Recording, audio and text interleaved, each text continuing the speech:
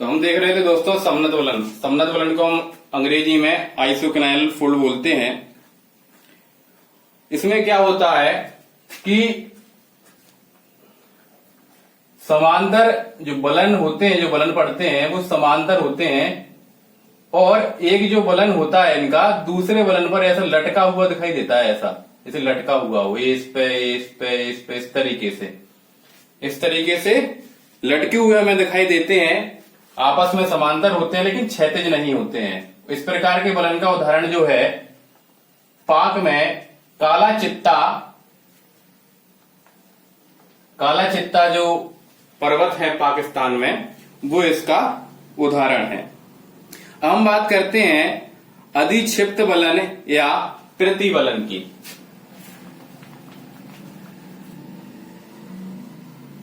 अधिक्षिप्त बलन या प्रतिबलन की। अधिक्षिप्त बलन या प्रतिबलन दोस्तों हम उस बलन को कहते हैं जब अत्यधिक संपीड़न के कारण एक भुजा टूटकर दूर गिरती है।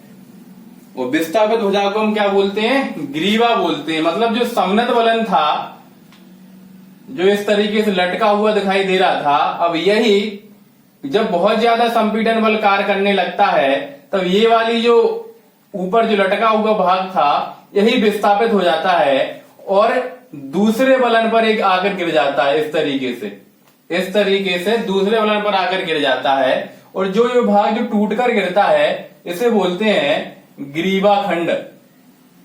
इसे क्या बोलते हैं? ग्रीवाखंड। और हम जो कश्मीर घाटी को देखते हैं, कश्मीर घाटी जो है वो एक ग्रीवाखंड का ही उदाहरण है। कई बार परीक्षाओं में यह आया है कि कश्मीर घाटी किसका उदाहरण है, तो कश्मीर घाटी ग्रीवाखंड का उदाहरण है। और यह ग्रीवा को हम नेप्पे बोलते हैं अंग्रेजी में, नेप्पे। अब इसके बाद हम बात करें पंखाकार बलन की। एक बलन और होता है इस तरीके से,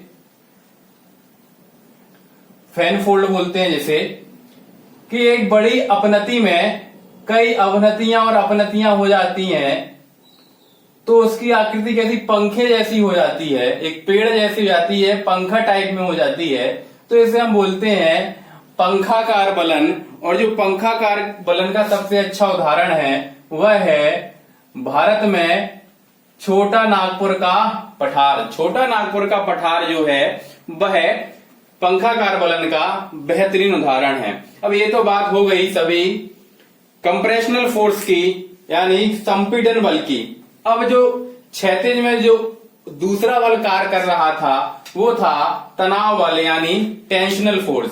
तो टेंशन के कारण क्या होता है, जब दो व्यक्तियों में टेंशन होती है तो वो क्या जाते हैं, आपस में कैसे चले जाते हैं, दूर जाते हैं। इस तरीके से कोई चट्टान है और जब इसमें टेंस होगा, मतलब तनाव होगा, तो ये इस साइड जाएगी और ये इस साइड जाएगी और इस साइड जाने पर बीच में क्या बन जाएगी, दरार बन जाएगी, क्रैक आ जाएगा।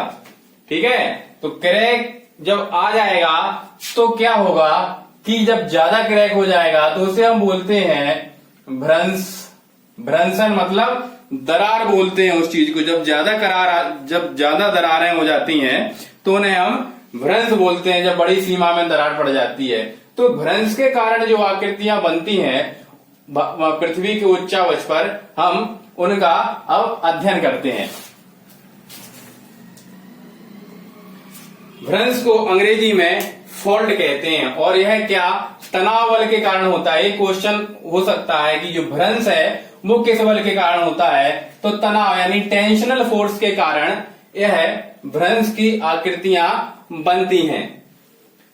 अब फोल्ड की बात करें तो फोल्ड कई प्रकार के होते हैं।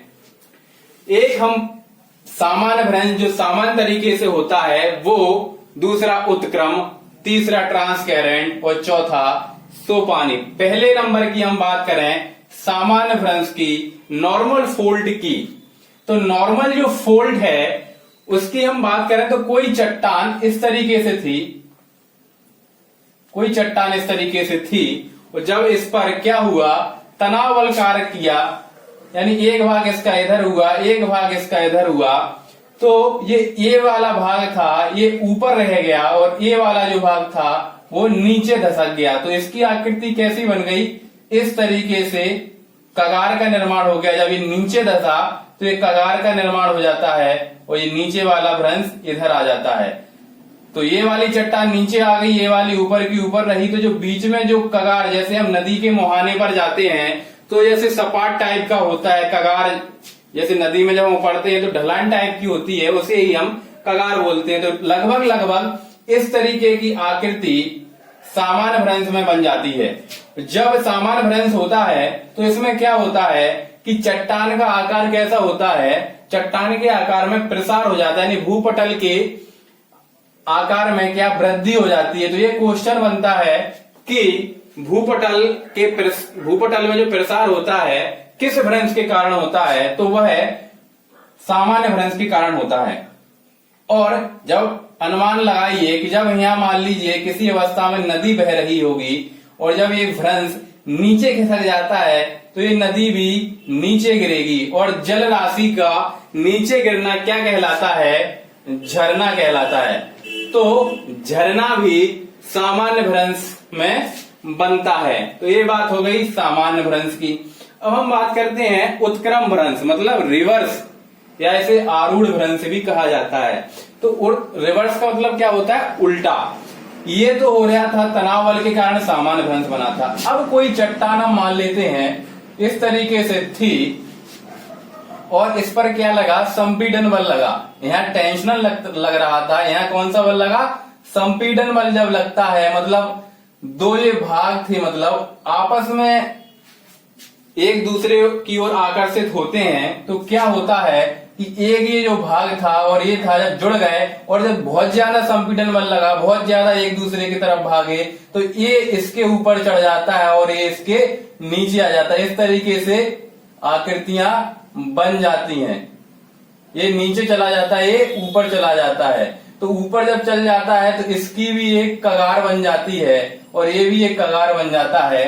तो ये जो ये वाला है ये कैसा है, लटकता हुआ दिखाई देता है कि जमीन पर हमें एक आकृति है जो जमीन के ऊपर लटकती हुई दिखाई दे रही है। तो वो आकृति दोस्तों उत्क्रम भ्रंश का ही उदाहरण होती है। और इस तरीके में जब मान लीजिए कोई जलराशि है, कोई जलराशि होगी, जब सामान्य अवस्था में जब बह रही होगी और जब ये एक ऊपर चढ़ जाता है और एक नीचे हो जाता है, तो जलराशि जिस तरीके से बह रही है और ये इस तरीके से गिरेगी तो भी ये क्या है, जलप्रपात का यानी झरना का रूप ले लेगी। और इस तरीके इस प्रकार का जो भ्रंश हो रहा है उसमें क्या हो रहा है दोस्तों, भूपटल का प्रसार कम हो रहा है, यानी भूपटल में का संपीड़न होता है, आपस में एक दूसरे की तरफ खींचती हैं चट्टानें। तो आकार क्या होता, पहले इतना था अब कम हो गया, ठीक है। तो भूपटल का जो प्रसार होता है वो कम हो जाता है, ठीक है। तो ये बात हो गई उत्क्रम या आरूढ़ भ्रंश की। उत्क्रम और आरूढ़ भ्रंश दोनों की स्थिति में जलप्रपात बनता है। अब बात करते हैं हम ट्रांसकरेंट भ्रंश की या स्ट्राइक स्लिप भ्रंश की। इसमें क्या होता है कि चट्टान जो इस तरीके से एक चट्टान है और क्या हुआ कि एक कोना ये रहा और एक कोना ये रहा, तो बल इस प्रकार कार्य किया कि इस बिंदु पर बल ने कार्य किया, इस तरीके की ओर खिसकी कि ये जो चट्टान थी वो यहां से खिसक कर ऐसी हो गई, ये जो चट्टान थी ऐसी हो गई और ये चट्टान जो थी वो ऐसी हो गई। तो इस तरीके की जब आकृति बन जाती है तो जो चट्टानें होती हैं वो आगे पीछे हो जाती हैं। तो इस स्थिति में जो भ्रंश बनता है वो ट्रांसकरेंट भ्रंश कहते हैं। और जो हमारा हिमालय है, चाहे हिमाचल प्रदेश देख लो, हिमालय पे जितने ही प्रदेश हैं, उत्तराखंड, हिमाचल, गढ़वाल, जो भी है वो पूरे इसी का उदाहरण है, ट्रांसकरेंट भ्रंश का उदाहरण है। ये इंपोर्टेंट बिंदु है कि जो हिमालय पर जो प्रदेश अपने बसे हुए हैं वो किस भ्रंश का उदाहरण है, हिमालय भ्रंश का उदाहरण है, मतलब सॉरी ट्रांसकरेंट भ्रंश का उदाहरण है। और पिछले हमने जब बलन पढ़ रहे थे, जब हम फोल्ड पढ़ रहे थे, तब जो ग्रीवा खंड था वो क्या था, ओवर थ्रस्ट, मतलब जो अधिक परिबलन था, अधिक्षिप्त या प्रतिबलन, उसका वो उदाहरण था जो ग्रीवा खंड टूटकर दूसरे पर विस्थापित हो जाता है। और कश्मीर घाटी किसका उदाहरण है? ग्रीवा खंड का। ठीक है, तो इस प्रकार से तीनों भ्रंश हो गए। तो हम बात करते हैं चौथे भ्रंश की, जो है सोपानी भ्रंश। मतलब सोपान, सोपान का मतलब क्या है? सीढ़ी। हमने देखा होगा कि असम में जब जाते हैं, पूर्वी राज्यों की तरफ हम सैर करते हैं, तो वहां चाय की या कॉफी की जो खेती होती है, तो वो क्या होती है? खेतों को काट काट कर सीढ़ियां बना ली जाती हैं, सोपान बन जाते हैं। तो उसी प्रकार का भ्रंश ये बनता है कि जो भ्रंश बनते हैं वो एक दूसरे के समांतर होते हैं। देखिए, ये समांतर है, ये समांतर, ये समांतर, ये समांतर, ये समांतर, लेकिन किस रूप में? सीढ़ी के रूप में बनते जा रहे हैं। ठीक है, तो ये कई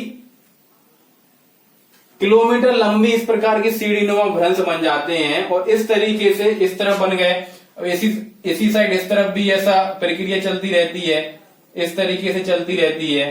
ठीक है दोस्तों, तो ये सोपानी भ्रंश बन जाते हैं इस तरीके से। तो ये फिर क्या हो जाता है? रिफ्ट वैली में परिवर्तित हो जाती है। तो जो जर्मनी की राइन नदी है वो किसका उदाहरण है? सोपानी भ्रंश में ही बहती है वो, यानी इस तरीके से सोपानी भ्रंश हो जाते हैं। और राइन नदी कैसी है? इसी में बहती रहती है, यानी भ्रंशों से उगड़ जाती है। तो सोपानी भ्रंश का में जो नदी निकलती है वो राइन नदी है जर्मनी की। अब हम बात करते हैं भ्रंशों से उत्पत्तित होने वाली कुछ और पृथ्वी के उच्चावचों के बारे में। अब हम बात करते हैं भ्रंश घाटी और रैंप घाटी की। ठीक है, तुलना होगी भ्रंश घाटी की और रैंप घाटी की।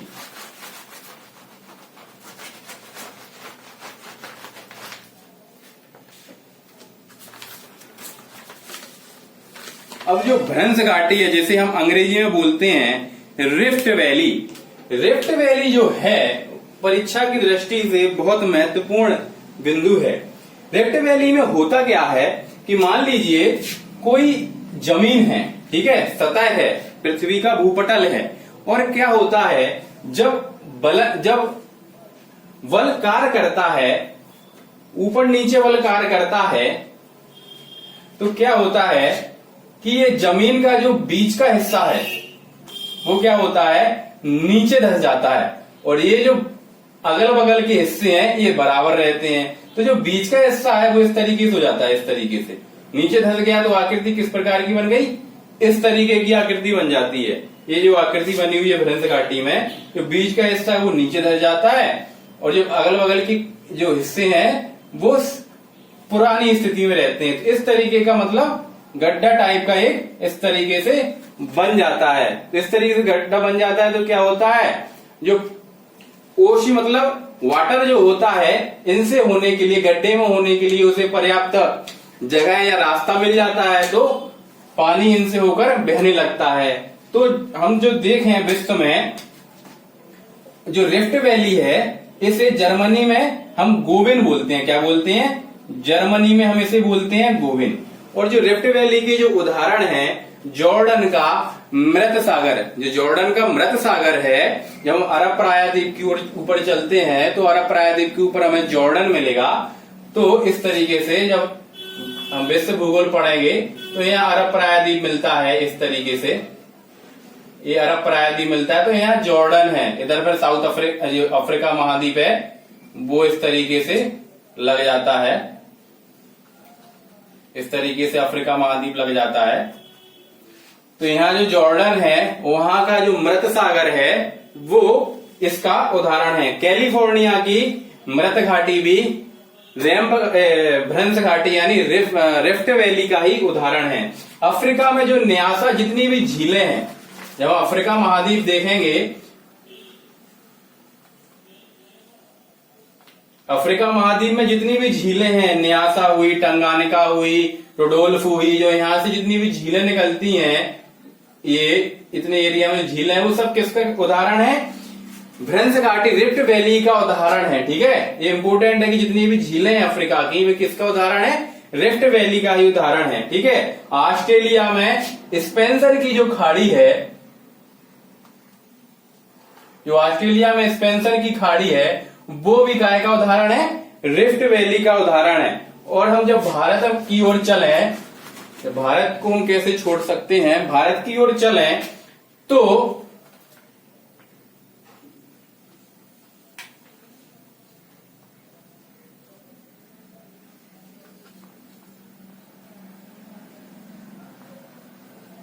भारत में जो नदियां हैं, भारत में जो नदियां हैं, चाहे आप नर्मदा ले लो, चाहे ताप्ती ले लो, चाहे दामोदर ले लो, ये नर्मदा और ताप्ती कहाँ जाती हैं, पश्चिम की ओर जाती है, दामोदर कहाँ जाती है, पूरब की ओर जाती है।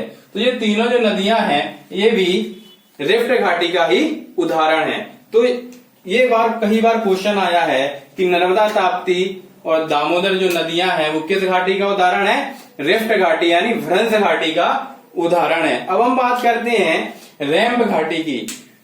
ठीक उल्टा जो भ्रंश घाटी में होता है, जो रिफ्ट वैली में होता है, ठीक उसका उल्टा क्या होता है, रैम्प वैली यानी रैम्प घाटी में होता है। इसमें क्या होता है, कोई जमीन होती है, कोई भूपटल का भाग है, और उसमें क्या है कि जो बीच का भाग है वो तो अपनी यथा स्थिति में रहता है, लेकिन जो अगल बगल के किनारे हैं वो उठ जाते हैं, अगल बगल के किनारे उठ जाते हैं, और जो बीच का भाग है वो अपनी यथा स्थिति में रहता है।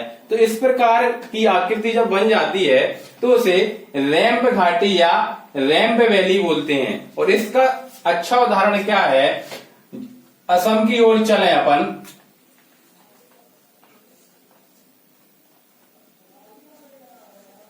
यहां से जब ब्रह्मपुत्र नदी अरुणाचल प्रदेश से होकर निकलती है, वो असम से होते हुए ये बांग्लादेश से में प्रवेश करती है।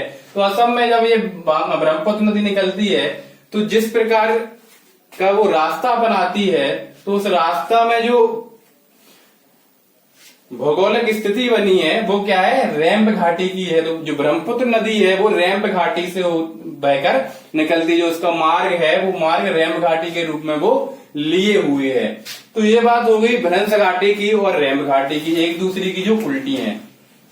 अब हम बात करते हैं ब्लॉक पर्वत की और हॉर्ज पर्वत की, यानी ब्लॉक माउंटेन और हॉर्स माउंटेन की। ये भी एक दूसरे के उल्टे हैं। ब्लॉक पर्वत में क्या होता है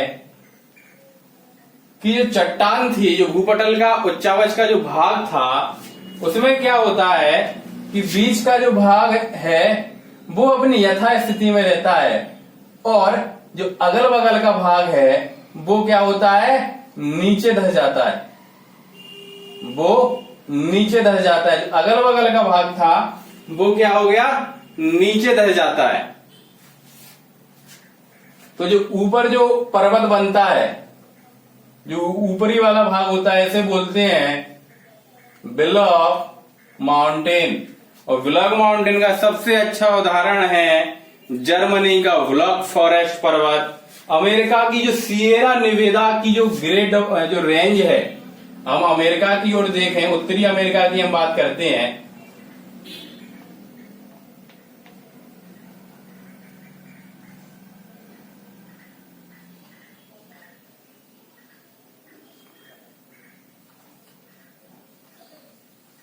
तो सिएरा नेवेदा की जो रेंज है, जो यहां से सिएरा नेवेदा की जो रेंज यहां से शुरू होकर यहां मैक्सिको तक जाती है, तो ये जो पूरी रेंज है ये काय का उदाहरण है, ब्लॉक पर्वत का उदाहरण है। मतलब इस प्रकार की आकृति जब बनी होगी पूरी रेंज में, तो उस रेंज का नाम क्या है, अमेरिका की सिएरा नेवेदा की जो रेंज है, और यह विश्व की सबसे बड़ी ब्लैक माउंटेन की यानी ब्लॉक माउंटेन की क्या है, उदाहरण है, एग्जाम्पल है, सबसे बड़ा है, क्योंकि बहुत बड़े क्षेत्र में फैला हुआ है ये।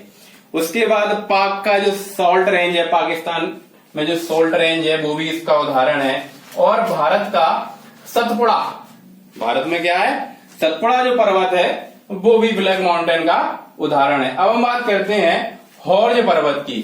हॉर्ज पर्वत में क्या होता है, इसका उल्टा हो जाता है, यानी बीच का भाग जो है वो ऊपर चला जाएगा, जो बीच का भाग है वो ऊपर चला जाएगा, अगल बगल के भाग क्या है, अपनी यथा स्थिति में रहेंगे।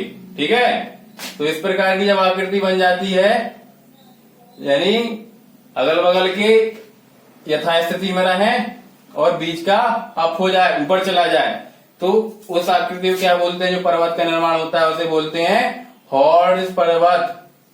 और इसका उदाहरण क्या है, जर्मनी का हॉर्ज पर्वत, उसी के नाम पर इसकी आकृति जो बनी, तो वही जो पर्वत है उसी के पर्वत के नाम पर इस आकृति का नाम दे दिया गया। तो हमने देखा कि भ्रंश घाटी और रैंप घाटी, ब्लॉक पर्वत और हॉर्ज पर्वत एक दूसरे के ये विपरीत अवस्था में पाए जाते हैं, एक दूसरे के विपरीत आकृतियां ये अपनाते हैं। भ्रंश घाटी में क्या होता है कि बीच का भाग अंदर चला जाएगा, रैंप घाटी में बीच का भाग यथास्थिति में रहेगा। बस इतना याद रखना है, भ्रंश में बीच का भाग अंदर, रैंप में बीच का भाग यथास्थिति में, ब्लॉक पर्वत में बीच का भाग यथास्थिति में, और हॉर्ज में बीच का भाग ऊपर उठ जाएगा। ठीक है, तो बीच का भाग को हमें याद रखना है और किसी भी याद नहीं रखना है। भ्रंश में बीच का भाग नीचे चला जाएगा, भ्रंश में नीचे, रैंप में यथास्थिति में। तो जब ये नीचे जा रहा है तो अगल बगल के किनारे ऑटोमेटिक यथास्थिति में रहेंगे, और यहाँ जब यथास्थिति में तो अगल बगल के किनारे ऊपर उठ जाएंगे।